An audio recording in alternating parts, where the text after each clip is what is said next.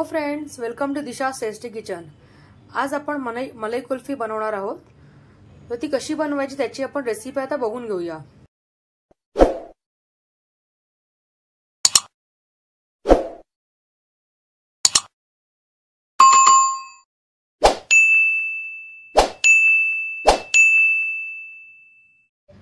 इथे मी एक कढई घेतलेली आहे, त्यामध्ये 1 वाटी मी साखर घालते आणि मीडियम फ्लेम वरती आपण साखर विरघळवून घ्यायची आहे। जराही पाणी घालायचं नाहीये आणि सुरुवातीला साखर मी पसरवून घेते आणि ती मेल्ट होईपर्यंत मग आपण त्याला काही करायचं नाहीये। ते आपोआप मेल्ट झालं की मग आपण पुढची प्रोसिजर करायची आहे। साखर आता इथे विरघळायला सुरुवात झालेली आहे, तोपर्यंत आपण आता इथे पुढची प्रोसिजर करूया।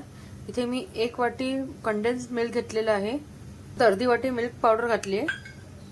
हे आपण आता थोडंसं मिक्स करून घेऊया आणि त्यात थोडं थोडं करून आपल्याला दूध ऍड करायचं आहे आणि आपण व्यवस्थित पेस्ट बनवून घ्यायची याची। आपली साखर आता इथे विरघळायला लागलेली आहे। आता मी थोडीशी ती ढवळून घेते। गॅस पण मी आता थोडा स्लो केलेला आहे, आपल्याला पूर्ण ती विरघळवून घ्यायची आहे।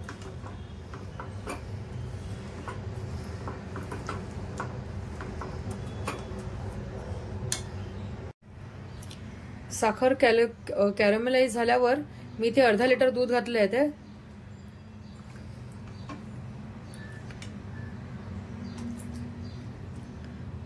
आणि साखर पण आता ही थोडी घट्ट झालेली आहे। जसं आपण गॅस मोठा करून उकळवून घेऊ तशी ती पूर्ण विरघळली जाईल। दूध आपण एका वेळेला ओतणार नाही आहोत, थोडं थोडं करून आपल्याला ते ओतायचंय आणि आता ही घट्ट झालेली साखर पण आपण पूर्णपणे विरघळवून घेणार आहोत।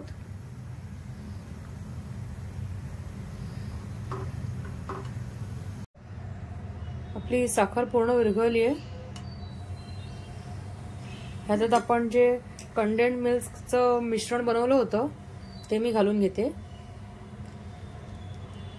तुमच्याकडे जर मिल्क पावडर नसेल तर तुम्ही त्याऐवजी कॉर्नफ्लॉवर वापरू शकता, पण त्याचं प्रमाण आपल्याला अर्धच घ्यायचं। म्हणजे तुम्ही कंडेन्स्ड पावडर तर अर्धी वाटी घेतली, मिल्क पावडर तुम्ही अर्धी वाटी घेतली तर कॉर्नफ्लॉवर तुम्हाला पाव वाटीच घ्यायचं आहे।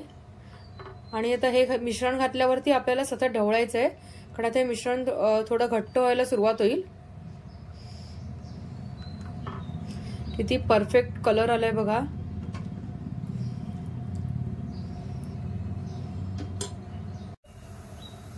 मिश्रण आपण चांगलं उकळवून परत लो फ्लेम वरती असं आटवून घ्यायचंय।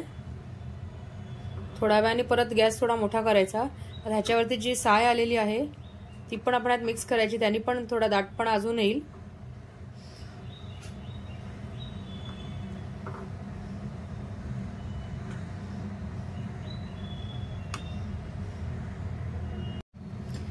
आपलं मिश्रण आता बऱ्यापैकी आटलंय आणि दाटही झालंय बघा। आता ह्या स्टेजला आपण आता ड्रायफ्रूट घालायचे आहेत। मी इथे बदाम आणि काजूचे बारीक तुकडे घेतलेले आहेत, ते मी यात घालून घेते। ते पण आपण थोडेसे ह्याच्यात शिजवून घ्यायचे आहेत।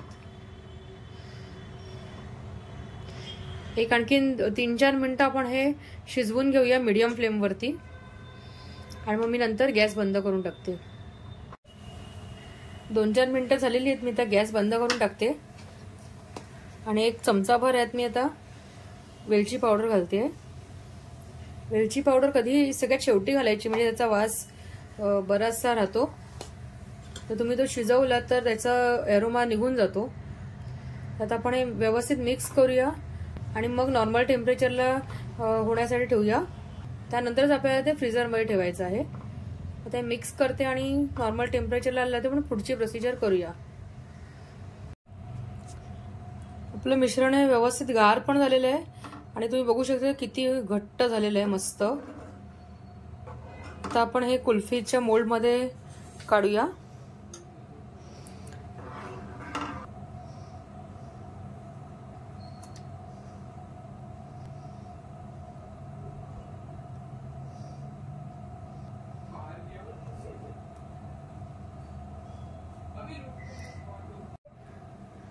तर मोल्डमध्ये मी सर्व मिश्रण भरलेलं आहे.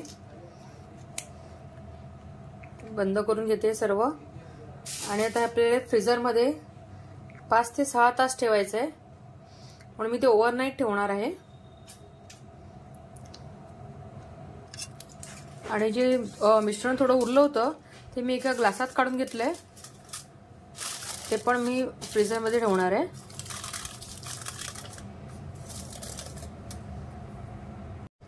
ओव्हरनाईट मी ठेवलं होतं, तर फ्रीजरमधनं मी काढलेली आहे कुल्फी आणि आपला हा कुल्फीचा ग्लास.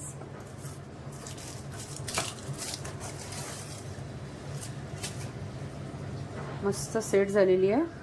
तर थोडासा मी ग्लास ओला करून घेते नळाखालती धरून, त्याने मग ती आपली कुल्फी व्यवस्थित आपण मग काढू शकू. कुल्फी पण मी मोल्ड मधनं काढली. इथे मस्त आपली कुल्फी पण रेडी आहे बघा. आपण थोडेसे आपण ड्रायफ्रुट्स टाकूया, त्याने अजून सुरेख दिसेल.